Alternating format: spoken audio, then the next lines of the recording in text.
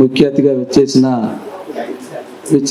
SC corporation chairman నూతనంగా ఎన్నుకోబడ్డ మన అన్న ప్రీతం గారు వరంగల్ కూడా చాలాసార్లు వచ్చారు. మేము కూడా కలిసిన సందర్భం ఉంది. మేము ఈ రాష్ట్రంలో చేసే అనేక కార్యక్రమాలు మీరు మద్దతు ఇస్తారని ఆశిస్తూ ఈ మహాసభను ఉద్దేశించి మాట్లాడాల్సిన తమరు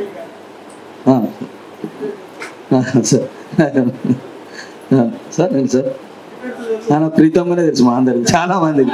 వరంగల్కి సుపరిచితుడు అన్న చాలా సార్లు వచ్చిండు. చాలా సందర్భాల్లో వారు మన మహోత్సవాన్ని ఉద్దేశించి ఉత్తేజపరితం చేస్తారని కోరుతూ ఇస్తున్నాం. సభాధ్యక్షులు రౌతు రమేష్ అన్న గారికి, అదేవిధంగా మా పెద్దన్న నాతో పాటు ఆంధ్రప్రదేశ్కి ఎస్సీ విభాగం చైర్మన్గా పనిచేసినారు. ఈ డిబిఎఫ్ని గత 30 సంవత్సరాల కింద, అంటే నేను 5-6 సంవత్సరాల పోరాగా ఉన్నప్పుడు మొదలు పెట్టిన అన్న పోరాటం. అక్కడి నుంచి ఇక్కడ దాకా వచ్చుకుంటూ తెలంగాణలో 4వ మహాసభ ఏర్పాటు చేస్తున్న కొరి వినయన్న గారికి, అదేవిధంగా మా శంకరన్న గారు, తెలంగాణ రాష్ట్రంలో కాంగ్రెస్ ప్రభుత్వం రావడానికి డిబిఎఫ్ ని వెనకాల ఉండి మేము ప్రతి ఒక్క మీటింగ్లో డిబిఎఫ్ నుంచి మా శంకరన్న, మా అక్క, మా కల్పనక్క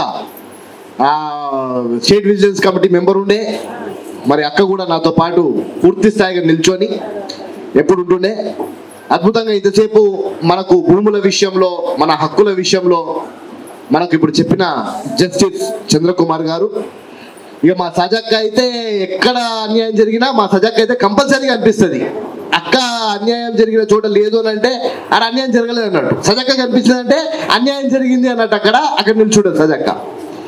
ఇక మా సింగ్ సాబ్ వచ్చినాడు బాంసెఫ్ నుంచి, మా బత్తుల రాంప్రసాద్ అన్న, నాకు ఏమైనా డాక్యుమెంట్ కావాలి అని అంటే రాష్ట్రంలో మా రాంప్రసాద్ అన్నకు ఫోన్ చేస్తే ఆ డాక్యుమెంట్ నా టేబుల్ మీద ఉంటుండే. మా బత్తుల రాంప్రసాద్ అన్న, మరి సిస్టర్ లిజక్క, మరి ఇక చాలా మంది అంతే ఆల్మోస్ట్ నేను కలిసి పనిచేసిన వాళ్ళే. రాయదాస్ అన్న, మెట్ట శంకర్ అన్న, భాగ్యారావు అన్న. నేను ఇక్కడ ఉపన్యాసం ఎన్నికే రాలే, నా కుటుంబ సభ్యులతో కలుసుకున్నాము అని ఇక్కడికి వచ్చిన. వాస్తవానికి 2వ తారీఖు నాడు రాష్ట్ర ఆవిర్భావ, మన తెలంగాణ రాష్ట్రం ఏర్పడి 10 సంవత్సరాలు అవుతుంది. ముఖ్యమంత్రి గారు పెద్ద బాధ్యత పెట్టి నెత్తి మీద. ముఖ్యమంత్రి గారు యువకులే కురుకుతుంటాడు, మా అందరిని ఉరికిస్తుంటాడు. పొద్దున సుమారు 7 గంటల నుంచి మీటింగ్ జరిగితే ఇప్పుడు మళ్ళీ 3 o'clockకి మన సెక్రటేరియట్లో మరొక మీటింగు. ఎవరెవరు చాలా మంది ఉద్యమకారులను గత 10 సంవత్సరాలలో తెలంగాణ రాష్ట్ర ప్రభుత్వం పక్కన పెట్టింది. వారిని ఐడెంటిఫికేషను, చనిపోయిన కుటుంబాల ఐడెంటిఫికేషను, వాళ్ళందరినీ పిలవడంలో పూర్తి స్థాయిగా బాధ్యతలు వచ్చినాయి. కాబట్టి ఇక ఎట్టి పరిస్థితులల్లో పొద్దున్న నుంచే ఉందాం అనుకున్నా సాయంత్రం దాకా మీతోని, కానీ మీతో తక్కువ టైం స్పెండ్ చేసి పోవాల్సి వస్తుంది. ముఖ్యంగా మిత్రులారా, పెద్దగా మాట్లాడేది లేదు. మీ పోరాటాల ముందు మా పోరాటాలు పెద్దవి కాదు. కానీ నేను అనుకునేది మాత్రం, అతి చిన్న వయసులో నాకు ఒక అవకాశం వచ్చింది. మీరందరూ నాతో పాటు నిల్చున్నారు. నేను చిన్నోనైనప్పటికీ కూడా మీరందరూ నాతో నిల్చున్నారు. ఒక ఆలోచన, మనకు ఒక అవకాశం, ఇవన్నీ మనకు ముందట ఉన్నప్పుడు ఆ ఆలోచనని మీరందరూ ముందట పెట్టి ఇంతమందిలో అవకాశము నా ఒక్కరికి వచ్చింది. ఈరోజు రాష్ట్ర ప్రభుత్వంలో నేను భాగంగా ఉన్నప్పటికీ కూడా మీకు ఎక్కడన్నా అన్యాయం జరిగితే తప్పకుండా ఒక అంబేద్కర్ వచ్చి నిల్చుంటారు మాత్రం మీకు మాటిస్తున్నాను. మనమంతా కామన్ సైకాలజీ మాట్లాడతాం. నేను యంగ్స్టర్, న్యూ జనరేషన్, ఇప్పుడంతా ఫేస్బుక్, ట్విట్టరు, ఇన్స్టాగ్రాము, ఈ జనరేషన్ నడుస్తుంది. మీరు ఉద్యమాలు చేసినప్పుడు మీ జనరేషన్ డిఫరెంట్గా ఉండే. ఇప్పుడు మా జనరేషన్ అంతా పొద్దున్న లేస్తే ఇన్స్టాగ్రామ్లల్లా, ఫేస్బుక్లల్లా, యూట్యూబ్ ఛానళ్ళల్లా, వీటిలల్లో వెళ్ళిపోయింది. నేను అనేది అన్న, ఆర్థిక అసమానతలు ఉన్నంత వరకు మనకు అన్యాయం జరుగుతూనే ఉంటుంది. నీ దగ్గర పైసలు లేవు, నా దగ్గర ఉన్నాయి, నాకు నడుస్తుంది, నువ్వు ఎన్ని పోరాటాలన్నా చెయ్యి, నా పైసలతో నేను అణచివేస్తా, ఈ క్రమం జరుగుతుంది. ఆర్థికంగా మనం ఎప్పుడు ఎదుగుతాము, ఎప్పటికీ మనం పైకి వస్తాము, రాజ్యాధికారం గురించి మాట్లాడతాం. అందరూ గంటలు ఉపన్యాసాలు ఇస్తారు. వాస్తవానికి నేను మొత్తం చదువుకుంది సోషల్ వెల్ఫేర్ స్కూళ్ళల్లో, హాస్టళ్లలో చదివిన. నాతో పాటు ఉన్న వాళ్ళందరూ కూడా గన్ను బట్టి అడవులలోకి పోయారు. నా మిత్రులందరూ నేను కోల్పోయినా. అతి చిన్న వయసులో నా మిత్రులందరూ నేను కోల్పోయినా. ఎన్కౌంటర్లో పేరు కాల్చి చంపేసారు. నేను ఒక్కని రాజకీయానికి అడుగు పెట్టినా అతి చిన్న వయసులో చైర్మన్ అయినా. ఈ రాష్ట్రంలో అతి చిన్న వయసులో చైర్మన్ అయిన ఘనత నా ఒక్కరికే దక్కింది. ఈరోజు అంటే రాజ్యాధికారం కావాలంటే ఏం కావాలి మనకి? 119 సీట్లు ఉన్నాయి ఇక్కడ. కనీసం 60 సీట్లు గెలిస్తే కదా ఎవడో ఒకడు మనోడు కూర్చుంటాడు, రాజ్యాధికారం వస్తుంది. దాని గురించి ఎవరు ఆలోచించారు? ఏమన్నా అంటే ఓ ఫ్యాషన్ అయిపోయింది పదవిది. రాజ్యాధికారం మన బహుజనులకు కావాలి, రాజ్యాధికారం కావాలంటే ఆ దిశలో అడుగులు వేయాలి. మీరు ఆ దిశలో ముందటికి వెళ్ళి అసెంబ్లీలలో అడుగు పెట్టాలంటే ఆ దిశలో మనం ఫస్ట్ ప్రయాణం చేయాలి. అసెంబ్లీలలో అడుగు పెట్టడానికి ముందు ఆ అసెంబ్లీలో పని చేయాలి. పని చేయరు. కేవలం రాజ్యాధికారం కావాలి కావాలి కావాలి అంటే రాజ్యాధికారం రాదు. మీలలో ఎమ్మెల్యేలు కావాలి, మీలలో సర్పంచ్లు కావాలి, మీలలో జెడ్పీటీసీలు కావాలి, మీలలో జెడ్పీ చైర్మన్లు కావాలి. అప్పుడు రాజ్యాధికారం మన చేతికి వస్తుంది. ఎవడు అడ్డుకుంటాడు అప్పుడు చూడొచ్చు మనం. కానీ మనమే బలవంతులం కాదు, మనమే బలహీనులమని, ఇది మన స్థాయి కాదని మనం అక్కడికి ఆగిపోతాం. ఆగాల్సిన అవసరం లేదు. వాస్తవానికి రాజశేఖర రెడ్డి గారితో పాదయాత్ర చేసేటప్పుడు నేను ఒక యువకుడు ఉండే, ఒక విద్యార్థిని ఉండే. నేను రాజశేఖర రెడ్డి గారు పాదయాత్ర మొదలు పెట్టిరని కాలేజ్ బంకు కొట్టి రాజశేఖర రెడ్డి గారితో వెళ్ళిపోయినా. పాదయాత్ర అయిపోయేసరికి నన్ను డీటెయిన్ చేసారు. ఇంటికి రాగానే మా అయ్య ఒక తన్నులంతా ఇరవతల పడ్డా. నేను చదువుకోరా నాయన అంటే రాజకీయాలని చెప్పి నువ్వు పాదయాత్రలను తిరుగుతావా, నీ సంగతి ఏంది అని. కష్టపడి మేము సంపాదించి మా పొద్దున్న నుంచి సాయంత్రం దాకా మేము సంపాదించి నీకు ఫీజులు కడితే నువ్వు రాజకీయం అని తిరుగుతావా, ఏం చేస్తారా మీ రాజశేఖర రెడ్డి, ఏంద్రా కథ అని చెప్పి మళ్ళీ కొట్టి మళ్ళీ కాలేజీకి పంపిస్తే మళ్ళీ 2003లో కరెంటు కోతల పేరు మీద మళ్ళీ బషీర్బాగ్ల కాల్పుల ఘటన మీకు గుర్తే ఉండుంటుంది. మళ్ళీ హాస్టల్ పంపిస్తే మళ్ళీ చెప్ప పెట్టకుండా పోయినా మీటింగ్లకి.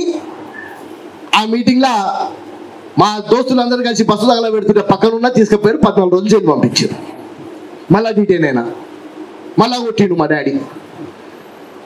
అయినా కూడా ఏదో చేద్దాం, ఏదో కమిట్మెంట్ చేద్దాం. హాస్టల్లో చదువుకున్న అన్నంలో పురుగులు వస్తుండే, కరెంట్ ఉండకపోతుండే, ఆఖరికి వారానికి ఒక గుడ్డు ఇస్తుండే, ఆ గుడ్లు కూడా అమ్ముకుంటుండే మా వాళ్ళు.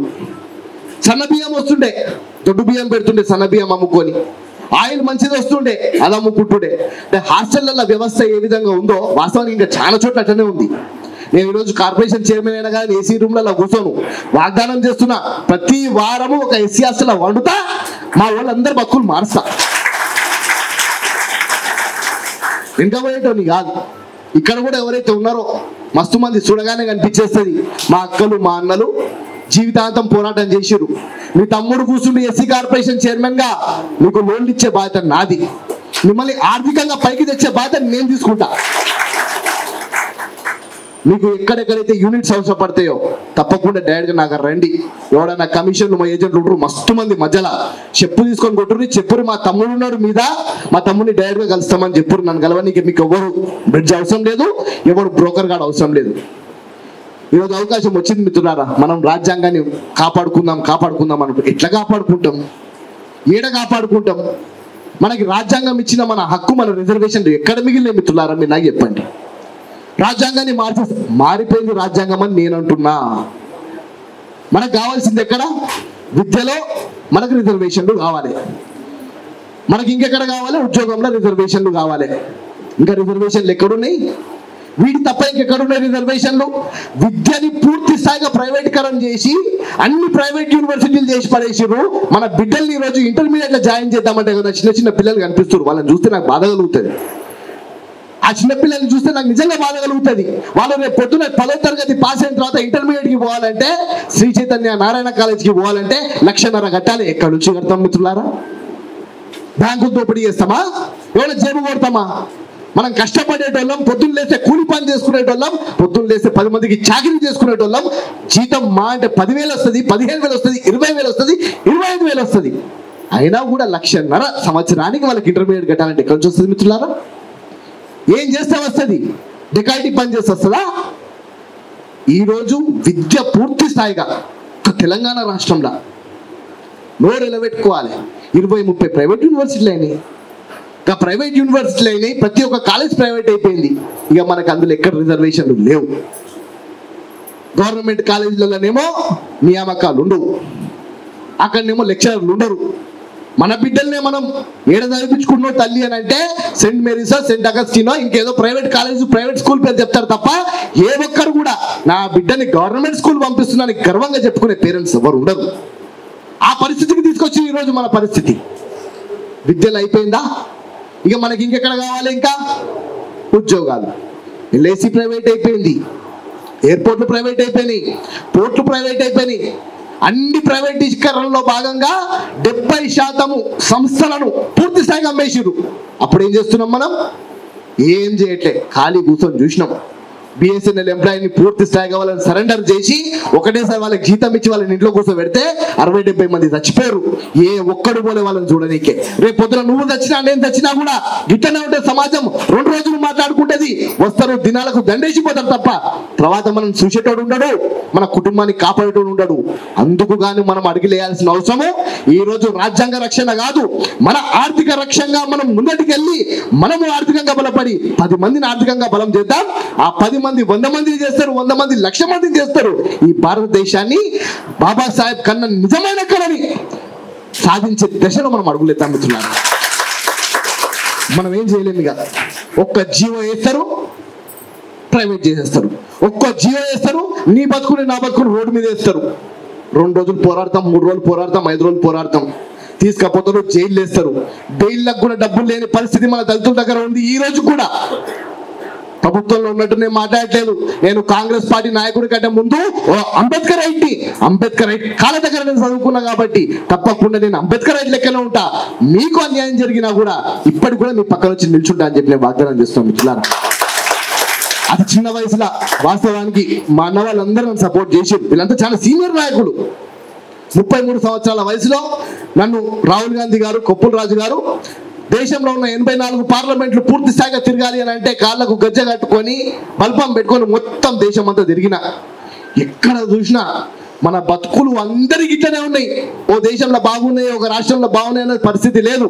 నువ్వు దళితునివా, నీ బతుకు అంతే. దాన్ని మార్చుకునే పరిస్థితి ఎవరి చేతిలో ఉందంటే మన చేతిలోనే ఉంది. దళిత బహుజన ఫ్రంట్ అన్నాడు మా అన్న.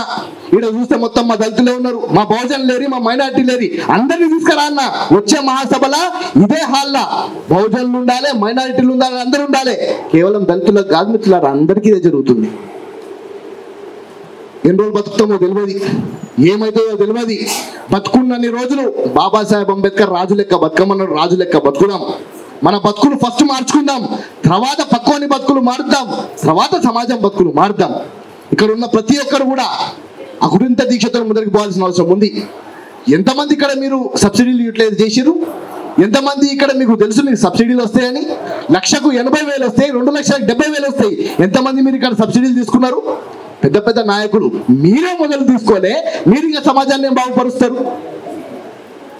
మీరే ఆర్థికంగా ముందరికి రాలే, ఇంకోరిని ఆర్థికంగా ఎట్లా తీసుకొస్తారు? మీ ఫస్ట్ ఉన్న మీ హక్కుని తెలుసుకోండి. మీ హక్కును రాజ్యాంగం కల్పించింది, ఆ హక్కులు మీకు తెలియదు.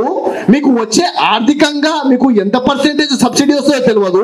కానీ ఆ రాజ్యాంగం కల్పించిన హక్కు, ఆ రాజ్యాంగాన్ని మీరు పరిరక్షించడానికి మీటింగ్ పెడితే మిత్రులారా, నేను మాత్రం క్షమాపణ కోరుతా.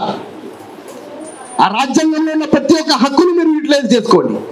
ఆ రాజ్యాంగంలో ఉన్న ప్రతి ఒక్క మాటను యూటిలైజ్ చేసుకోండి. ఆ రాజ్యాంగంలో ఉన్న ప్రతి ఒక్క ఆర్టికల్ రాసింది నీ గురించి, నా గురించి, మన గురించి. మనమే దాన్ని కాపాడుకోలేకపోతే, మనమే దాన్ని గౌరవించకపోతే ఎవడెందుకు గౌరవిస్తారు మిత్రులారా?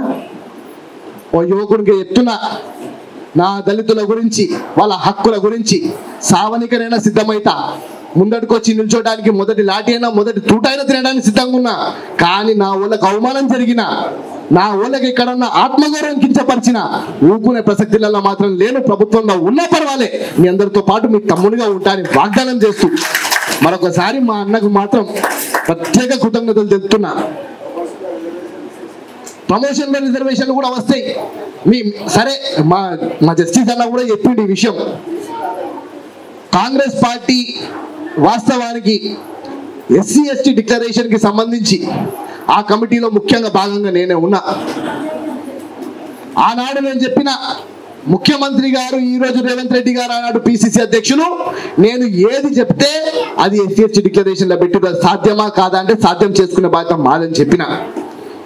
ఆ రోజు చెప్పినాం, దళితులందరూ ఒకటి లేకుండా దళితులకు అన్యాయం జరుగుతుంది అని అంటే నేను మాలాను మాదిగా నువ్వు డక్కలి నువ్వు బుడగజంగం అని చెప్పి విభజన చేసి పడేసిరు.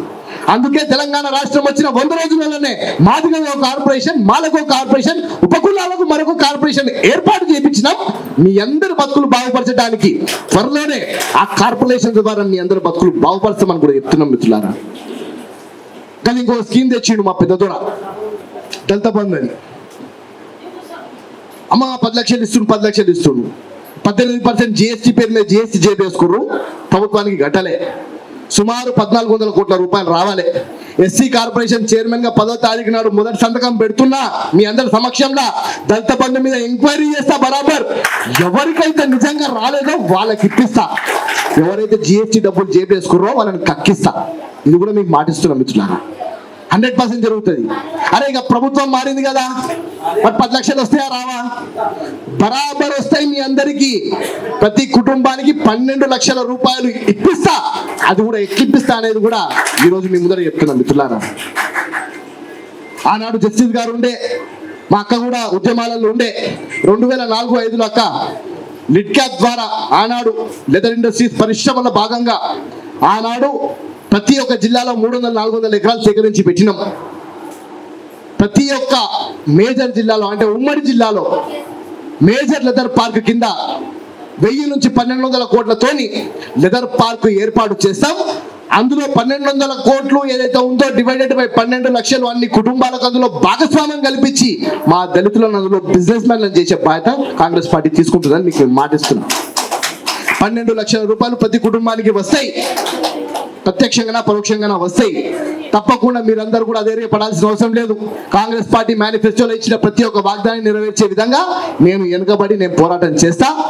ఎక్కడన్నా తప్పులు జరుగుతున్నాయి, ప్రభుత్వం ద్వారా ఎక్కడన్నా తప్పులు జరుగుతున్నాయి, అక్క మీలాంటోళ్ళు, అన్న మీలాంటోళ్ళు, జస్టిస్ సార్ మీలాంటోళ్ళు తప్పకుండా వెనక నుంచి చెప్పుర్రి తమ్ముడు ఇక్కడ తప్పు జరుగుతుందని అంటే ముఖ్యమంత్రి గారిని అలర్ట్ చేసి తప్పు జరగకుండా చూసుకునే బాధ్యత కూడా నేను తప్పకుండా తీసుకున్నాను తెలియజేస్తూ మరొకసారి DBF పెట్టిన ఈ అద్భుతమైన సమావేశాన్ని నన్ను పిలిచినందుకు, ఈ అవకాశం ఇచ్చినందుకు, మీ అందరితో కలిసి పనిచేసే ఒక అవకాశం ఉందని భావిస్తున్నా.